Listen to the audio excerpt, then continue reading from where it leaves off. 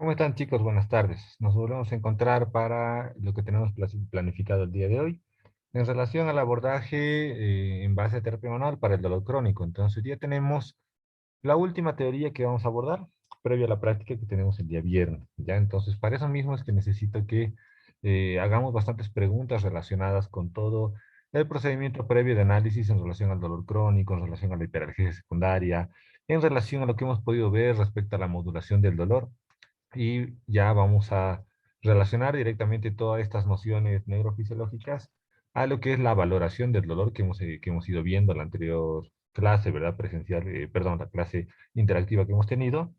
Y la parte final ya la dedicamos a lo que es el abordaje terapéutico del dolor, ¿ya? Entonces, ¿tienen alguna duda en relación a lo que hemos abordado en las anteriores clases? Antes de comenzar con todo lo que continúa el procedimiento de evaluación.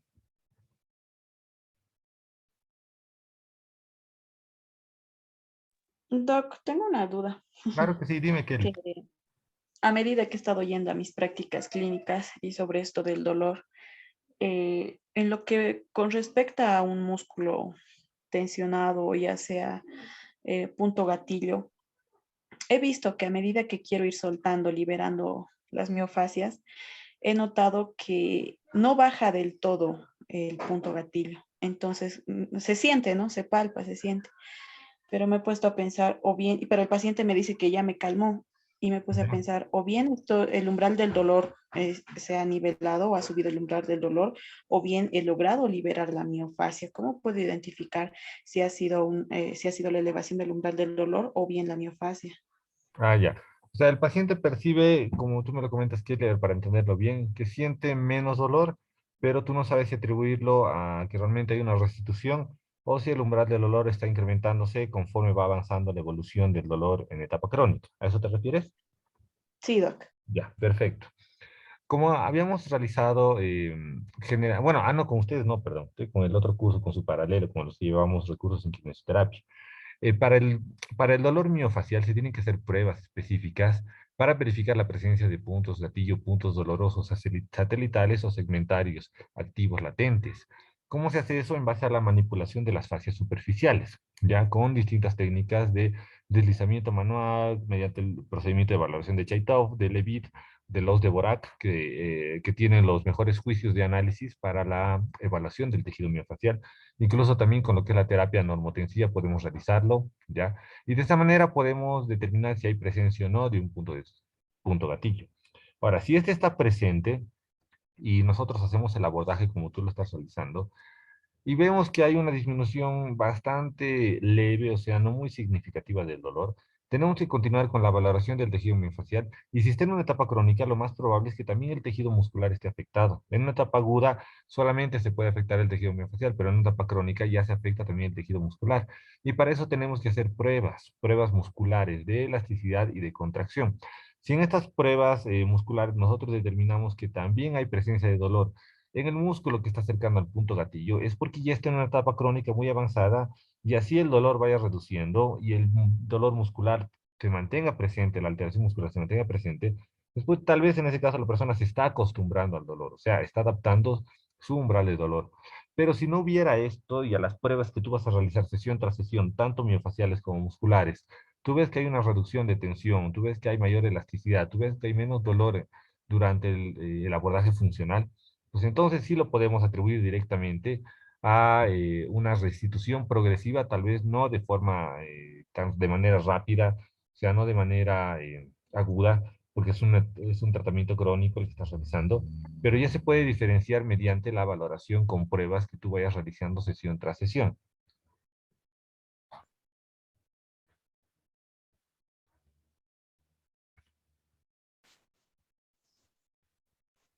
Ah, ya, doctor. Es decir, sesión tras sesión no va a ser eh, es en ese momento, ¿no? Sí, o sea, como te digo, sesión tras sesión hay que hacer la valoración, porque nosotros podemos medir el progreso de manera correlativa en relación a cómo evoluciona en cada sesión el paciente, haciendo todas las pruebas que hemos realizado en un principio relacionadas al tejido miofascial y también relacionadas al tejido muscular. Entonces, si nosotros no hacemos esta valoración, pues no nos vamos a dar cuenta si realmente estamos progresando, si el paciente se está adaptando al dolor. Por eso es importante siempre realizar estas pruebas cada vez que vayamos a iniciar el procedimiento de abordaje terapéutico. Ah, ya, doctor. Muchas gracias. Está bien, no te preocupes, Kelly. ¿Alguna consulta más, tal vez?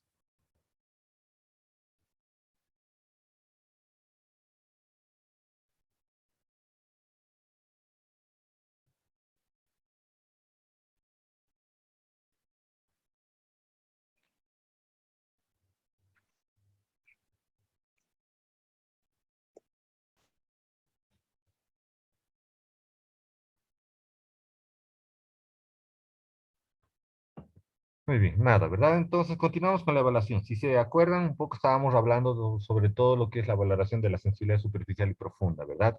Ahora tenemos que hablar de otras pruebas ya específicas relacionadas justamente a la determinación de la presencia de dolor y su discriminación en relación a un dolor agudo, un dolor crónico, porque tal vez el paciente no sabe exactamente en qué etapa esté o directamente no tenemos la idea de en qué momento ha iniciado el dolor, tal vez el paciente está confundiendo los datos y demás. Entonces, ¿cómo nosotros nos damos cuenta de esto?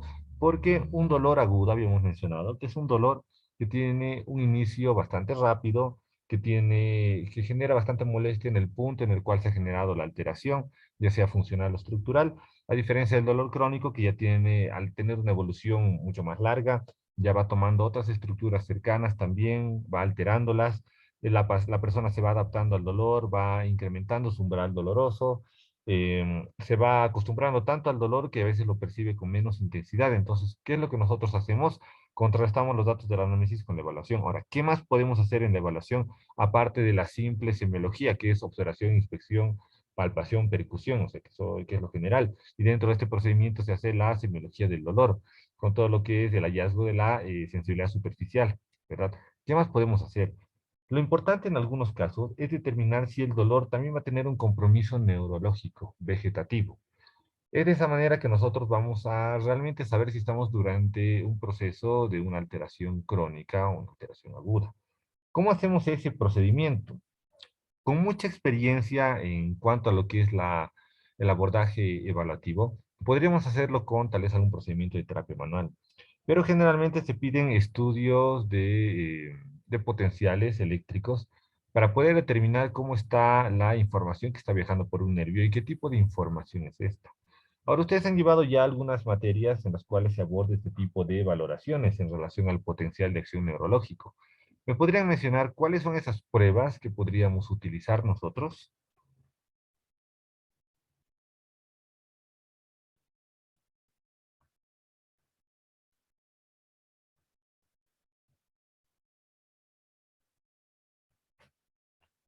El electrodiagnóstico, doctor. Muy bien, excelente. Podríamos realizar un electrodiagnóstico que lo que hace Ele- es valorar, en este caso, la función sensitiva y motora de un nervio en relación al grado de inervación o de denervación que pueda llegar a tener este, ¿verdad?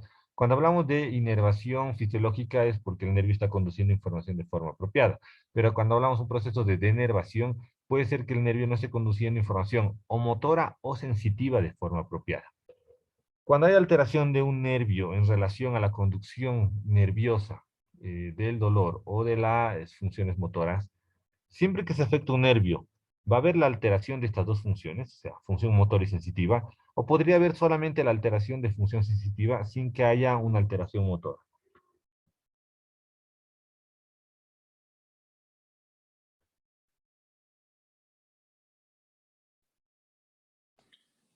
sí, doctor, puede ser ambas o puede ser solamente sensitiva o motora, ¿no? ¿Ya? A ver, ¿me podrían dar tal vez algún ejemplo para que lo podamos ir abordando, para que podamos ir haciendo una descripción? ¿En qué caso, tal vez, de qué patología solo podría haber una alteración sensitiva a nivel de un nervio?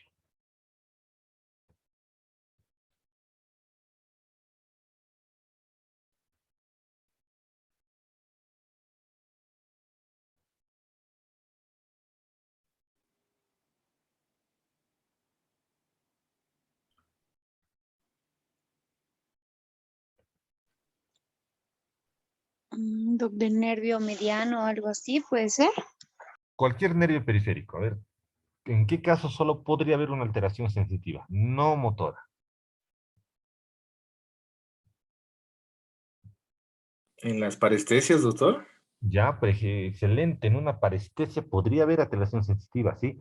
Pero la alteración, la parestesia viene con una alteración de pérdida de la fuerza, ya sea temporal o definitiva. ¿Cuál es la diferencia de una parestesia con una hipoestesia?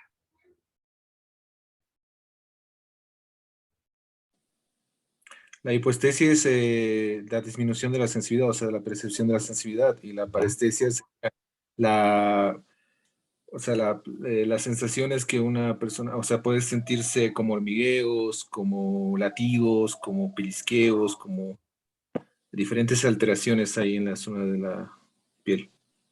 Ya. Muy bien. Entonces, en una parestesia sí podría haber una alteración sensitiva, ¿verdad? Evidentemente lo hay. La persona va a sentir una propagación diferente en relación a lo que es el envío sensitivo. ¿Por qué? Porque puede haber una compresión, puede haber una alteración vascular cercana, ¿verdad? Entonces, se genera una parestesia en la cual se genera una alteración temporal de la percepción de estímulos sensitivos. En una hipoalgesia, como bien lo ha mencionado nuestro compañero, no existe una alteración de ese tipo. Lo que pasa es que hay una reducción del envío de información sensitiva. Entonces, son dos cosas distintas, excelente. Pero ahora, una parestesia a veces viene acompañada, bueno, en la mayoría de los casos viene acompañada también con una alteración funcional de la movilidad, o sea, de la contracción del músculo, porque al haber una compresión, también hay una pérdida parcial, en algunos casos mínima, o en algunos casos en mayor grado, de lo que es la fuerza muscular o la capacidad de generar reacción a los estímulos reflejos. ¿Ya? Entonces, esto puede acompañar una parestesia. Entonces, por tanto, podría considerarse como una alteración en la cual se afecta la función sensitiva en el mayor porcentaje, pero también en algún caso se puede afectar la función motora. ¿Ya? Excelente el ejemplo, para poder ir adentrándonos. Ahora, en relación a alguna de las patologías que nosotros conocemos normalmente, que usted define en sus casos clínicos, que ven con pacientes con los cuales se hacen su abordaje terapéutico, ¿en cuál de ellas solo se podría dar una alteración netamente sensitiva? O sea, donde la persona siente o exacerbación del dolor o una reducción muy marcada de lo que es la recepción de estímulos dolorosos o una alteración para captar información sensitiva o un incremento en la captación de esta información sensitiva. A ver, ¿en qué patologías específicas se podría dar esto? En la región de la cara, por ejemplo. En un herpes, doctor, En un herpes mm, zóster, excelente. Un herpes zóster sobre todo intercostal, ¿verdad? Que es la región que tiene una prevalencia más alta para generar alteración por este virus.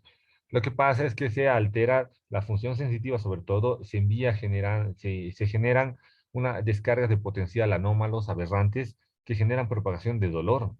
Un dolor bastante complejo, un dolor en algunos casos difícil de poder identificar al principio, ya un dolor que es bastante incómodo para la persona, que se irradia por el trayecto nervioso, pero que no genera alteraciones en la contracción de los músculos que están cercanos a esta región, a la pared costal, como los músculos serratos intercostales. Entonces, en un herpes zóster sí se podría dar esa alteración por el daño del epitelio del nervio, del epitelio que ya va a proteger al nervio. Hay una inflamación exuberante con nódulos en todo el axón del nervio periférico, no en la vaina de mielina. Entonces, eso genera una alteración netamente sensitiva. Entonces, ahí estamos nosotros dándonos cuenta de que sí podría haber una alteración solo sensitiva cuando estamos haciendo tal vez el análisis de las alteraciones que pueden darse en relación a la propagación de la información en un nervio. Ya puede haber solamente una alteración sensitiva. Otro ejemplo, un poquito más clásico con el cual nos topamos en la región facial. La parálisis facial, Doc. La parálisis facial es motora, sensitiva y vegetativa en algún caso también, pero sobre todo es motora. Hay otro tipo de la, alteración. ne- la ne- Un nervio de la región facial. ¿Cuál sería? neuralgia del trigémino, doctor. Excelente, muy bien, la neuralgia del trigémino, que es un nervio de la región facial, pero no es el nervio facial que queda alterado, ¿verdad? Al mencionar que es un nervio de la región facial, quiere decir que este nervio va a dirigirse hacia la región del rostro. Es el nervio trigémino con sus tres ramas. Una de las tres ramas puede quedar afectada, una de las tres ramas sensitivas, o las tres tal vez si se afecta el tronco principal. Entonces, en esta neuralgia va a haber alteraciones sensitivas porque se va a irradiar el dolor por el trayecto nervioso. Ya en toda la región, puede ser, como les digo, en sus tres ramas, mandibular, rama maxilar superior, rama oftálmica, o en alguna de las tres ramas específicamente, porque se da por una alteración sensitiva, por un cambio de temperatura, por una afección inflamatoria, por una contracción muscular anómala de los músculos maceteros que genera compresión del nervio. Puede haber muchos factores que van a condicionar a esto, pero en casi el 100% de los casos, la alteración netamente es sensitiva, porque hay un dolor bastante característico, que es un dolor irradiado eléctrico en toda la región que no permite hacer locomoción adecuada, que genera bastante dificultad, pero por el dolor, no porque los músculos estén afectados. Entonces sería una alteración que genera gran compromiso sensitivo. ¿Ya? Ahora, hace un momento hablaban de la parálisis facial, ¿verdad? En la parálisis facial sí puede haber afectación. ¿En qué caso va a haber afectación en la parálisis facial de la función sensitiva? Cuando se compromete sobre todo el tronco que da lugar a las tres ramas funcionales del nervio facial, la rama motora, la rama sensitiva y la rama vegetativa. Ahí podría haber un compromiso también sensitivo, pero generalmente la parálisis facial por sí sola solamente genera un compromiso motor, un compromiso funcional. Solamente una de las ramas funcionales se va a afectar y por eso es que los músculos que están inervados por esta rama quedan afectados, ¿ya? Y quedan los músculos paralizados, como el nombre lo dice. Cuando ya se da lo que nosotros denominamos de forma clínica como parálisis de Bell, es un poco distinto a la parálisis facial tradicional. La parálisis de Bell implica que hay una alteración de de la función sensitiva y también de la función vegetativa del nervio facial. La función sensitiva, no se olviden que se encarga de inervar a la región posterior de la lengua, a 3/3 posteriores, ¿verdad? Entonces la persona va a tener alteraciones en la recepción de estímulos gustativos, en las papilas gustativas eh, filiformes de la región posterior de la lengua. Entonces, ahí vamos a tener una distorsión en la percepción de estímulos que ingresen por la lengua o que sean captados por la lengua. Y cuando hay una alteración vegetativa, entonces tenemos problemas en la salivación. Se exacerba la producción de saliva y la persona va a generar una cialorrea, o sea, un escape de la saliva por el lado lateral de la arcada facial, de la arcada labial, perdón, cada vez que esté hablando, intentando articular palabras o esté comiendo. Entonces, en este caso hay tres alteraciones que pueden darse como parte de la parálisis de Bell. Si es solo una parálisis facial tradicional, pues la afectación va a ser motora. Y ahora, como ustedes se dan cuenta, en estos casos, el abordaje terapéutico va a ser diferente para una alteración neurológica sensitiva o para una alteración neurológica motora. Para todo lo que compromete las funciones motoras, ustedes ya tienen una materia especial que es la kinesioterapia neurológica, que no vamos a mezclar con lo que es la terapia manual, ya más allá de que son procedimientos manuales, no vamos a mezclarlos. ¿Por qué razón? Porque ya tienen justamente ustedes la dirección adecuada y cuál es el procedimiento tanto evaluativo como terapéutico dentro de lo que son las alteraciones neurológicas, ya motoras. Pero para las alteraciones sensitivas, sí nosotros podríamos hacer abordaje en base a terapia manual. ¿Por qué razón? Porque esas alteraciones sensitivas, al generar, como les decía, en algunos casos, una alteración funcional en el nervio, que va a ser una alteración temporal, pues nosotros podemos facilitar la restitución de las funciones nerviosas. ¿Cómo hacemos eso? Podemos recurrir obviamente a medios farmacológicos que en algún caso se prescriben, pero también hacer un complemento con recursos de terapia manual para que el nervio quede completamente funcional. ¿Cómo hacemos este tipo de técnica? ¿Cómo hacemos este tipo de abordaje? Podemos recurrir a algunas técnicas que nosotros conocemos. ¿Me pueden mencionar tal vez alguna técnica que tenga el fundamento de restituir la función específicamente sensitiva de un nervio?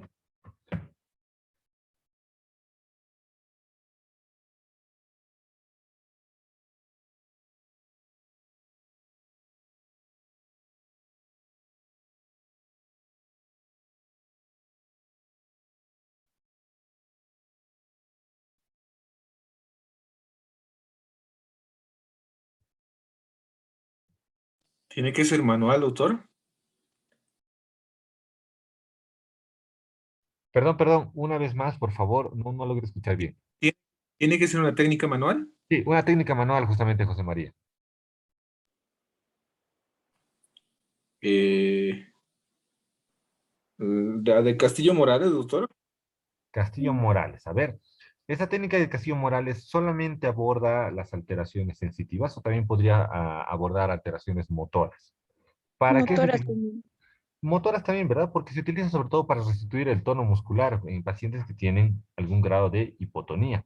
Entonces, por eso, en este caso, lo que nosotros hacemos mediante esta técnica es facilitar la adquisición de un tono muscular relativamente normal para que el paciente pueda realizar sus actividades de manera independiente en la medida de las posibilidades, ¿no? Entonces, es una técnica más motora, de neurofacilitación. Alguna técnica netamente, bueno, más que netamente sensitiva, que haga énfasis también en la restitución de funciones sensitivas. No se olviden que para esto tendremos que utilizar distintos recursos técnicos, ¿verdad? Como tal vez calor, frío, estimulación sensitiva sobre la piel. ¿Qué técnica utiliza estos parámetros? De Rod. Ya, muy bien, perfecto. La técnica de Rod, excelente, que también es una técnica de neurofacilitación, pero que tiene un capítulo específico para hacer, para buscar la restitución de funciones sensitivas. No está completamente validada científicamente, eso es el mayor problema con el que se cursa en la técnica de Rod, ¿ya? Por eso sigue siendo una técnica y no un concepto todavía. Pero muchos de esos criterios tienen bastante fundamento y es lo que nosotros hacemos cuando estamos buscando restituir la función sensitiva de un nervio. Generamos primero una reversión del proceso inflamatorio, ya puede ser con recursos de electroterapia, con recursos farmacológicos, y luego trabajamos sobre las funciones sensitivas que han quedado afectadas. Entonces empezamos a hacer contacto con distintos cambios térmicos, contacto con distintas texturas, ya en sentido siempre caudocraneal o disto proximal en relación al trayecto nervioso, para que de esa manera se recolecte información sensitiva de forma apropiada. Entonces, es una técnica neurológica que nosotros la podemos adaptar en este caso para poder buscar la restitución de la función sensitiva que ha quedado afectada. ¿Ya? Ahora, hay otra técnica que también es una mitad le corresponde a lo que es una técnica neurológica y la otra mitad le corresponde a una técnica eh, que es un procedimiento manual, ¿ya? Que es una técnica que se utiliza actualmente sobre todo para facilitar el desplazamiento de un nervio cuando este ha quedado comprimido. No olvidemos que cuando hay una compresión nerviosa, generalmente estamos recurriendo al análisis de una neuropraxia, ¿ya? Una neuropraxia es la compresión de un nervio sin generar compromiso. Una axonotemesis es la compresión del nervio y también con daño en parte de lo que es el axón o de la estructura del nervio, es un daño parcial. Y una neurotemesis es una lesión completa en el nervio, ¿verdad? Una sección completa en la cual ya no se puede hacer prácticamente nada. Pero en casos en los que haya neuropraxia, que son muy comunes por compresión nerviosa, vemos nosotros primeramente las características y los factores que han llevado a la neuropraxia. Puede ser una compresión muscular, porque el músculo se ha retraído, se ha contracturado, podría ser un proceso inflamatorio, podría ser una reducción del espacio por el cual el nervio está trayectando, digamos, en su origen, por ejemplo, a nivel de la columna vertebral, si uno de los agujeros de conjunción ha disminuido su espacio, si una de las vértebras se ha desplazado. Entonces, nosotros vemos el origen y en base a eso determinamos cuál es el mejor procedimiento de neurodinamia para hacer el abordaje terapéutico, ¿ya? Entonces, por eso, lo que les voy a dejar a continuación es un video que también lo he creado, para conocer las bases fundamentales de la neurodinamia. Eso ustedes lo van a llevar también en la materia de métodos y técnicas en kinesioterapia, ya que es una materia paralela que ustedes tienen en este semestre. Pero yo les voy a dar las bases generales de esta técnica para que tengan una idea de cómo se hace el abordaje. Y en base a esta técnica también vamos a hacer un poco de práctica la clase del día viernes, ya con el paciente que tenemos preparado para los días viernes. Entonces, por eso, por favor, muchachos, que les pido que después de este video revisen el otro que les voy a subir a la plataforma. Y así de esa manera tenemos ya un método que vamos a ir abordando de forma práctica junto con otros métodos de terapia manual que tenemos pendientes como parte de la primera parte de esta revisión bibliográfica que estamos realizando, que los vamos a llevar a cabo el día viernes. Bien, ¿tienen alguna pregunta o alguna otra consulta, muchachos? Sí, doctor. A ver, dígame. Eh, Eso con respecto a lo que decía, doctor, de la neurodinamia. O sea, la neurodinamia también ayuda a regenerar el nervio, doctor.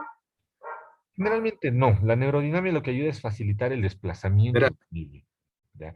Lo que ayuda a regenerar tal vez el nervio que ha quedado afectado, sobre todo cuando hay una axonotemesis, es la terapia de neurofacilitación, ya que tendríamos que recurrir a distintas técnicas y procedimientos. Puede ser técnicas de ROS, puede ser los conceptos de FNP, puede ser un concepto de tal vez incluso BOVAR adaptado a la parte del sistema nervioso periférico. Eso va a ayudar a facilitar la regeneración parcial del nervio, sobre todo enviando flujos de información adecuado y coherente por el nervio que ha quedado afectado, ¿ya? Pero generalmente es muy complicado poder restablecer por completo una alteración estructural, ya sea pequeña en un nervio, porque aunque sea el 1% de las funciones, ya sea sensitivas o motoras, va a quedar afectada. No se puede hacer un restablecimiento del 100% cuando hay una axonotemesis de por medio. ¿Ya? Pero si hay una neuropraxia, sí se puede restablecer el 100% de las funciones, y en este caso no estaríamos regenerando el nervio, estaríamos restituyendo las funciones que han quedado afectadas en el nervio. O sea, en sí, doctor, nosotros más que todo nos vamos a la parte funcional, ¿no es cierto? De la ¿Sí? mantención o la prevención o la restauración. Pero en sí, a nosotros lo que nos decían también en diferentes materias de que no podíamos nosotros, eh, o sea, restablecer el nervio, o sea, regenerar el nervio. Por eso mismo es lo Por- que les acabo de decir justamente, José María. Es prácticamente imposible regenerar un nervio.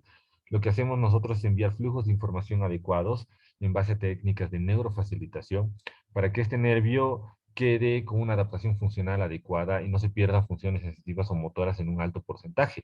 Pero aún así, nosotros hagamos el mejor de los trabajos, aunque sea un 1% de afectación va a quedar en la persona. O sea, vamos a conseguir un 99% tal vez de resultados, pero un 1% siempre va a quedar afectado. En el mejor de los casos, porque en otras circunstancias más de ese 1% queda afectado. Por eso, ni siquiera hay técnicas médicas, técnicas farmacológicas, técnicas de abordaje tal vez invasivo para poder restituir la función de un nervio. No hay manera de poder restablecer un nervio que ha quedado con afectación estructural. Pero nosotros en fisioterapia podemos devolver en gran parte la función sensitiva y motora del mismo, siempre en cuando hagamos una terapia adecuada y coherente. ¿Ya? ya, doctor, quedó entendido. Una consulta más, doctor, por Claro favor, que si sí. no Dime. molesta. En cuanto a la parálisis facial y al FNP, como decía, ¿Ya? Eh, hay una pregunta en esto. Y yo tengo una intriga con respecto al abordaje con FNP.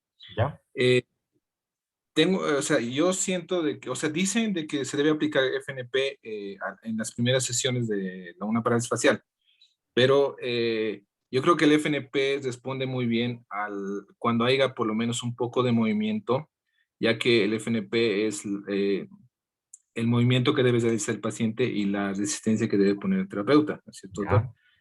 Y es preferible que haya cierto grado de movimiento para recién aplicar el FNP o sin movimiento igual se lo puede aplicar.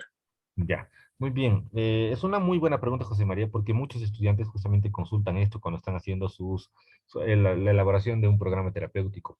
El FNP sí se podría aplicar, incluso en pacientes que tienen un grado 1 o un grado más uno en relación a la escala de Daniels, ya, porque se mide, se cuantifica el nivel de fuerza que tiene el paciente. Ahora, lo que va a ser diferente es que nosotros en una primera fase, cuando el paciente está en estas etapas, en estos estadios, incluso hasta el estadio 2 según la escala de Daniel, es que tenemos que hacer una facilitación marcada, o sea, una dirección, un trabajo casi pasivo en los segmentos que están afectados. Es mucho más fácil hacerlo en miembros superiores, inferiores y tronco, ¿verdad? Porque nosotros sabemos la dirección, el trayecto, el desplazamiento articular, utilizando patrones en diagonales, en espiral, utilizando la fuerza de músculos claves que tal vez forman parte del esqueleto axial para facilitar la acción de músculos un poco más débiles del esqueleto apendicular. Entonces podemos acudir a eso que se denomina justamente patrón de reclutamiento o de movimiento en masa. Pero eso para miembro superior, inferior y tronco.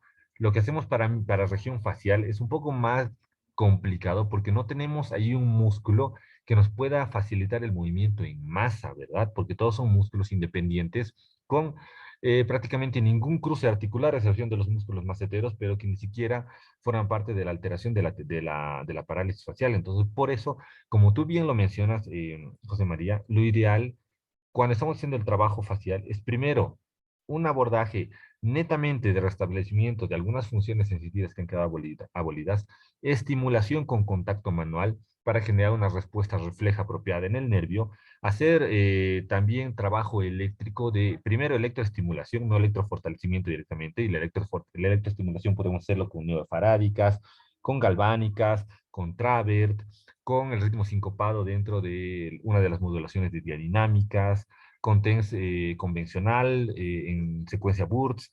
De esa manera podemos hacer la electroestimulación hasta que nosotros consigamos una respuesta apropiada en el músculo y después de esto recién iniciar con la terapia de FNP, ya, pero FNP enfocado al incremento de la fuerza muscular, combinado también con terapia de electrofortalecimiento, ya que en este caso sería u ondas rusas u ondas o corrientes interferenciales. Entonces, tu análisis es correcto, José María. Del FNP en la región facial, desde el principio, desde que notamos que hay un grado prácticamente cero de contracción muscular, es prácticamente posible poder reclutar fibras en esta situación, a menos que la parálisis sea parcial en algunas estructuras musculares y no en todas.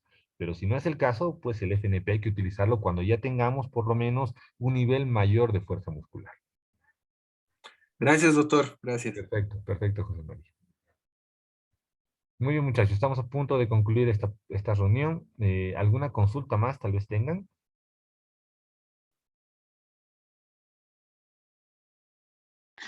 Doctor, buenas tardes. ¿Cómo Disculpe están? una consulta. Es con el respecto a las diapositivas. Toda la clase ha estado con una sola imagen. Perdón, perdón. Es con respecto a la diapositiva. Toda la clase ha estado con una sola imagen. ¿Por qué crees que sea María Laura? Porque no estamos abordando información que sea teórica en realidad, no es solamente explicativa. Cuando ya vayamos a abordar procedimientos terapéuticos y manuales, es ahí cuando vamos a mostrar imágenes, pero generalmente no hacemos mucha recopilación de información teórica. ¿Por qué? Porque la información teórica no es la que genera el análisis que estoy planificando yo para ustedes en relación a la clase, ¿no? No me interesa que ustedes memoricen prácticamente nada de momento, solamente que entiendan todas las nociones básicas que estamos dando en general. Ahora, ya cuando tengamos que abordar maniobras, es cuando tal vez hacemos abordaje de las fotografías que van a ser, que van a acompañar justamente el abordaje de alguna de las técnicas y procedimientos, pero de momento estamos recopilando y recordando información, entonces no veo mucho la necesidad de que esta información también vea sustentada con diapositivas específicas, con títulos marcados, con teoría, porque al final, ¿dónde estaría la participación del docente, verdad? Para eso solamente les paso diapositivas y ya. Bueno, ustedes revisen y lean. Entonces, de momento no vamos a abordar una teoría específica. Ya cuando estemos abordando maniobras, van a tener ya diapositivas más relacionadas a los procedimientos técnicos que vamos a utilizar. Ah, ya, doctor, está bien. Perfecto, Manuela. ¿Alguna consulta más, tal vez?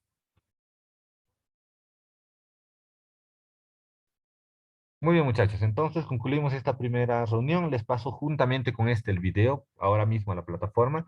Entonces, por favor, revísenlo ahí para que correlacionemos con lo que son todas las bases de la neurodinamia en relación al abordaje de estas alteraciones funcionales crónicas, tanto relacionadas con dolor y con alteraciones neurológicas sensitivas y en algún caso también motoras. ¿Ya?